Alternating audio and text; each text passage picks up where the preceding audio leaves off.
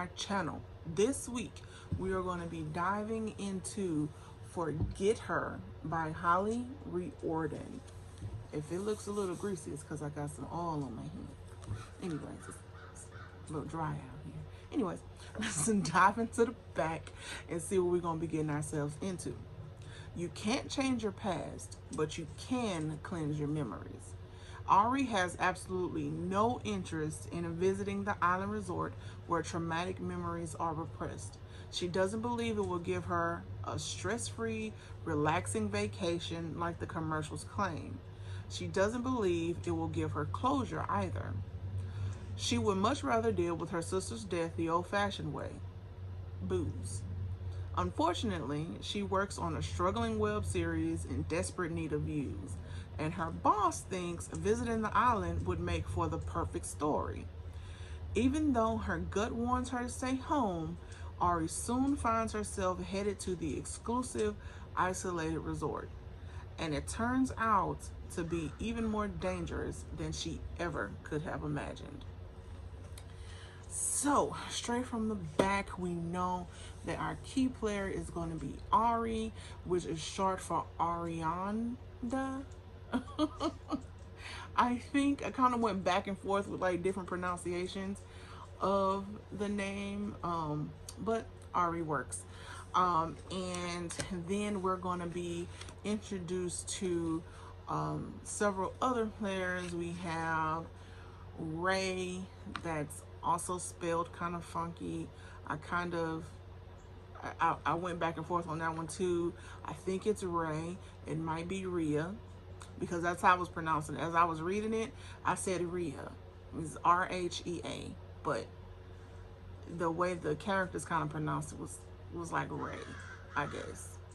I don't know. But anyways, so I'm going to say Ray, but just know as I read it, I was reading Rhea. Okay? So Ray and Ari, and then her sister Domino, which is her nickname, but her real name is Dominique. That name I know. So just kind of going into a little bit of the details within this book. Ari, she works for a web series that it's not doing so great. Like it's not so hot. They interview old has-been celebrities, and yeah, I mean that's about it. It's like it's kind of like a dead-end job, but she has an eye for photography, and that's how she kind of found her way into that job. And then one night the book kind of opens up with her seeing the commercial for the resorts, and you know, memory cleansing, like that sounds dumb, right? And it's like a low budget it's like a low budget commercial. She goes on social media, she sees that other people have like commented on the video, and everybody's seen it at the same time. So yeah, she like the back mentioned, she had absolutely no intentions of going there, but as fate would have it, she ends up going there. Now, when she gets there, I thought that I had this book figured out. I really did.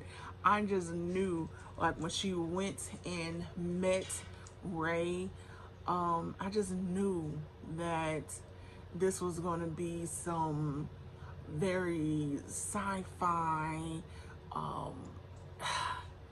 like everything's in her mind. Like I really just knew. I thought I had it all figured out, but I was pleasantly surprised by this book.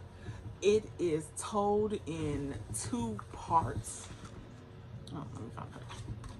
It's told in two parts with just like a little segue. So it's like really half and half, which kind of gives you two books, okay? And I'm beaming because I really enjoyed this book. And as I think about it, like as the memories start to come back, I put this down maybe few days ago, but as the memories start to come back about this book and everything that was in it, I actually really, really enjoyed it. Like, you get to see, you know, like the cover comes into play. Like, what does this mean? We have one girl here, we got two heads here, you know, palm trees. Listen, it was a great time. Okay, I really, really enjoyed this book. Well, books, because like I said, all right, you got part one and you got part two, and then they both come together for the whole entire book. Now, the end kind of rushes, it kind of rushes to a conclusion, I guess, just to kind of make it seem like it was well rounded, when really the author could have really let this play out. Okay, I wouldn't have been mad if this book kept going. I would not have been mad if this is like book one of a series. Okay, definitely would not be upset. Like, it ends with jumping 1 year into the future. Like, that's the last chapter. It's 1 year later, then we kind of figure out, okay, what's what happened, who's who. Okay, it definitely gave me Black Box vibes, which is I believe is available on Amazon Prime if you haven't watched it. It's very Black Box, Get Out, Black Mirror. I think they may have did a episode of something. Yes, they did. They did. Black Mirror. If you look at the episode, The Black Museum. It's a good episode, by the way. But yeah, think of it along those lines. But like I said, I really enjoyed this book. Let me see, kind of going back into the story, like I honestly can't reveal too much of it, because you really just, you're gonna want to let this play out like on your own. Just sit up and curl up with it, and yeah, it's really get into this. Really get into this if you are into heavy sci-fi and being inside of somebody else's mind and not knowing you're inside of somebody else's mind, and you know, revenge stories, like on top of it all, like on top of all of the sci-fi and the, you know, technology, you have this very deep revenge story that just unfolds like, oh goodness, like it was a great time. Like I will say that I'm not mad at this book at all. Okay, I didn't know what to expect going into it. I had never heard of this author before, and I was researching scary stories to tell in the dark.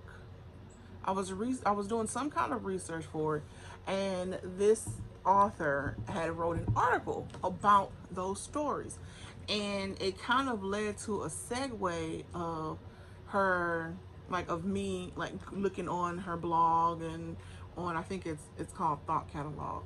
Yeah, Thought Catalog. Looking on there and running across this book, and there's a sample available on there, I believe, of the first chapter. I started reading the sample, and I was like, you know what? We're just gonna go ahead and get this book and like really dive into it. So I started reading it. I got it pretty quickly, actually, and I started reading it on my way to Vegas on the plane, and on my way home from Vegas. And once I got home, I just was like, okay, let's go ahead and finish this. Like I didn't want to put this down. So this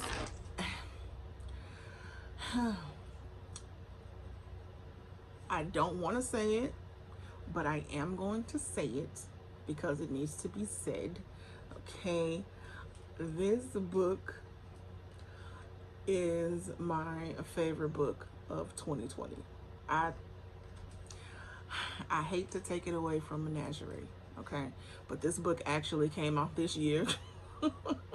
Menagerie came out in like 2015, which, now don't get me wrong, okay? Love Menagerie.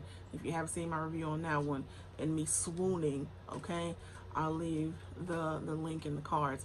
But yeah, this one right here is definitely my favorite book of 2020. All right, and 2020 is not even over, but it's going to take something to really wow me and just like pull me in and not want to let me go to get over this one here. So with that being said, all right, bold claims, bold claims. I don't know if I'll read any of her other books, but this one is gold, okay? Certified Myunique gold, all right? So yeah, have you read it? Have you read Forget Her? All right, what did you think about it? How were you when you were reading it? Did you say Ray or Rhea? All right, or I don't know. I like Rhea as a name, but it may be Ray. Okay, and then the main character Ariadna. I don't know. It's confusing. The names, I think everyone except for Dominique had just a strange name. Okay, just something totally off the cusp of what you would typically find in the book. You know, it was just strange. Like the names were kind of like if they existed in a fantasy novel. You know how like fantasy novels, everybody just have this weird name for no reason? Anyways, that's how the names were in here. And yeah. I know I just kind of went off on a little tangent there. But anyways, all right. And if you haven't read it, pick this up. It is available.